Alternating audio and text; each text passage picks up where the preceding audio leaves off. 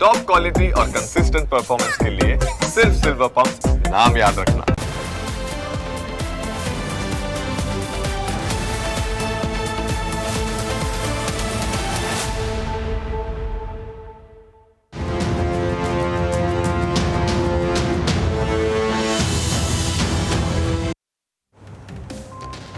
થોડા સમય પહેલા જ સુપ્રીમ કોર્ટે અરવલ્લી પર્વતમાળાઓને લઈને કરેલા પોતાના જ નિર્ણયને પાછો ખેંચ્યો હતો। લોકોએ વિરોધ કરતા હવે આ મુદ્દો પુનઃ વિચારણા હેઠળ છે। તે સમયે સરકારે એવો દાવો કર્યો હતો કે અરવલ્લીના પર્વતો સલામત છે, પરંતુ જ્યાંથી અરવલ્લીની ગિરિમાળાઓ શરૂ થાય છે તે અરવલ્લી જિલ્લામાં જ લોકો ભયના ઓથાર હેઠળ જીવવા માટે મજબૂર બન્યા છે।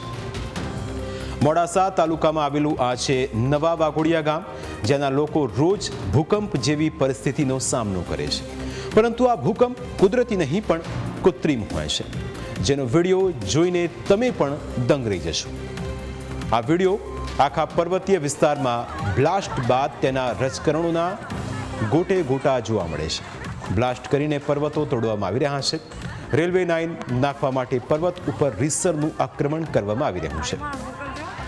અહીં મોડાસાથી ટિન્ટોઈ વચ્ચેની રેલવે લાઇનના કામ માટે ડુંગરોને તોડવામાં આવી રહ્યા છે અને તેની સીધી અસર ગ્રામજનો ઉપર પડી રહી છે। વિકાસના નામે વિનાશ નોતરવામાં આવી રહ્યો છે, પરંતુ તેને રોકવાવાળું કોઈ જ નથી। બ્લાસ્ટના કારણે લોકોમાં ભયનો માહોલ છવાઈ ગયો છે। દિવસ હોય કે રાત બ્લાસ્ટના કારણે લોકોની ઊંઘ હરામ થઈ ગઈ છે। બ્લાસ્ટ થાય કે અચાનક જ ધરતી બહાર નીકળી જવું પડે છે, કારણ કે બ્લાસ્ટ થતાં જ ઘર ભૂકંપ આવ્યો હોય તે રીતે ધ્રુજવા લાગે છે। ગામમાં રહેતા દરેક લોકોના ઘરમાં તિરાડો પડી ગઈ છે। આ તિરાડોમાં લોકોની રાડો સંભળાય છે। આ તિરાડોમાં જીવન ન વિતાવવું પડે એટલે લોકોએ પેટે પાટા બાંધીને મકાનો ચણ્યા હતા।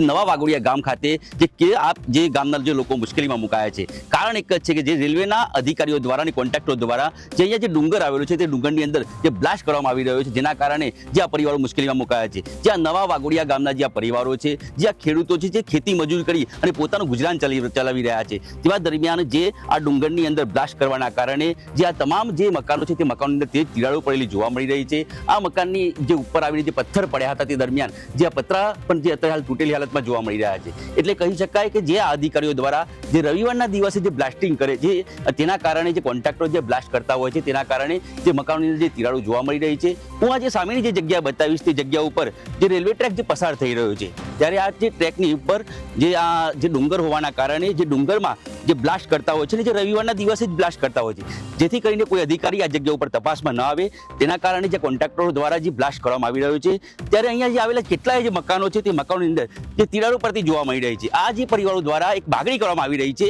કે વહેલી તકે જો આ સર્વે કરવામાં આવે, જેથી કરીને જે આ પરિવારો જે મુશ્કેલીમાં મુકાય છે તે ન મુકાય।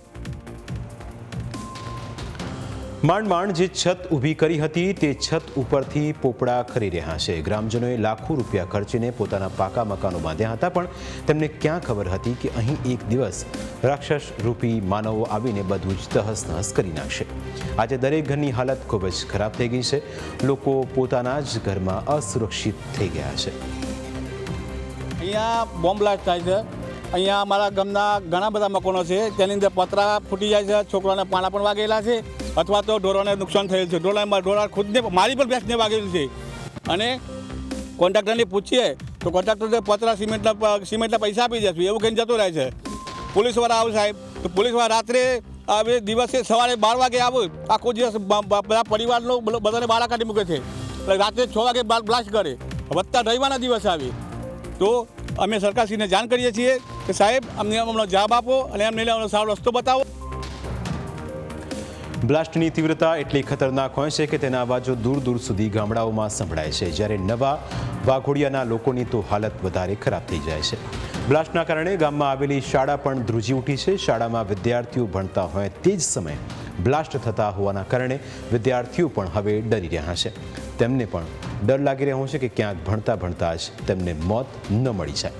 અહીંના લોકો એટલી હદે હવે કંટાળ્યા છે કે તેમની વ્યથા સાંભળશો તો તમારું હૈયું પણ ભરાઈ આવશે।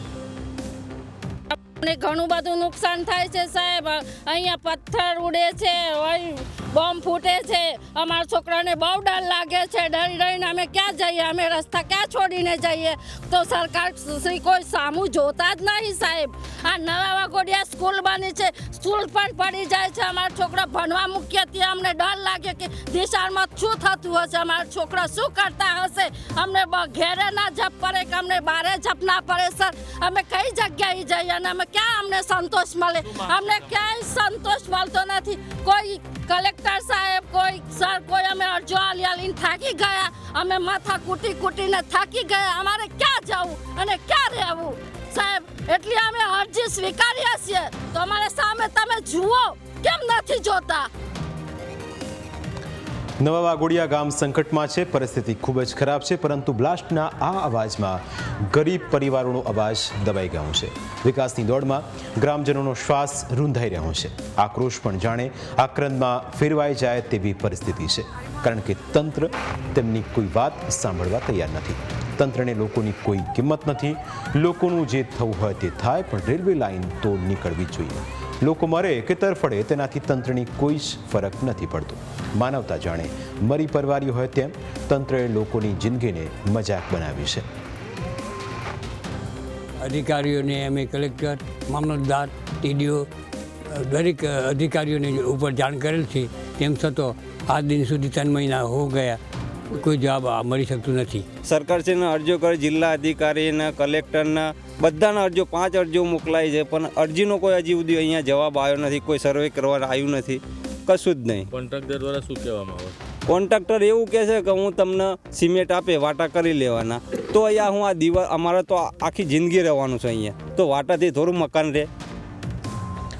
વિકાસના વાઘનું ભોજન ગ્રામજનો બની રહ્યા છે. રાષ્ટ્રીય હિતનું બહાનું આપીને લોકોનું બલિદાન લેવામાં આવી રહ્યું છે. અહીં રેલવે ટ્રેક ચમકાવવા માટે ગ્રામજનોના ઘરોને ધૂળધાણી કરવામાં આવી રહ્યા છે. અહીં વિકાસનું વ્હીલ તો ચોક્કસ દોડશે, પણ ગ્રામજનોના જીવનનું ચક્કર ફેરવાઈ જશે. વિકાસ થવો જોઈએ તેની કોઈ ના નથી, પણ લોકોની જિંદગીના ભોગે, લોકોના નુકસાનના ભોગે થઈ રહેલો આ વિકાસ જરા પણ યોગ્ય નથી. સરકારની જવાબદારી છે લોકોની વ્યથા સાંભળવાની, તેમના પ્રશ્નોનું નિરાકરણ લાવવાની. તો પછી અરવલ્લીના નાનકડા ગામના લોકોની રજૂઆત સરકારી તંત્ર કેમ ધ્યાને લેતું નથી? કેમ અધિકારીઓ આંખ આડા કાન કરી રહ્યા છે? તે પણ એક મોટો સવાલ છે.